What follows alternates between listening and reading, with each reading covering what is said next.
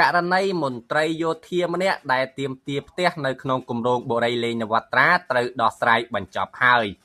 ជម្លោះរបស់មន្ត្រីយោធាជាមួយនឹងគម្រោងបុរីរបស់អ្នកអង្គការលេងនវត្រាដែលត្រូវបានប្រជាពលរដ្ឋចែកចាយពេញបណ្ដាញសង្គមនោះត្រូវបានដោះស្រាយបញ្ចប់ហើយនៅថ្ងៃទី14ខែមករាឆ្នាំ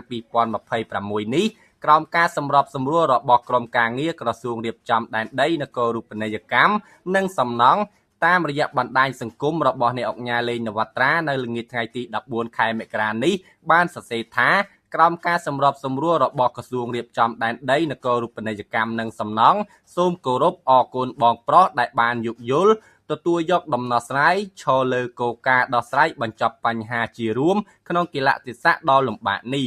អ្នកអង្គការលេងនវត្រាបានបន្តថាយោងលើកំណត់ហេតុប្រជុំចុះថ្ងៃទី14ខែវិច្ឆិកាឆ្នាំ2025នៅទីត្រីការក្រសួងនិងតាមការសម្របសម្រួលរបស់ក្រសួងរៀបចំដែនដីសូមជូនដំណឹងបន្ថែមដល់ពុកម៉ែបងប្អូនឲ្យបានជ្រាបថាក្នុងខែមករាឆ្នាំ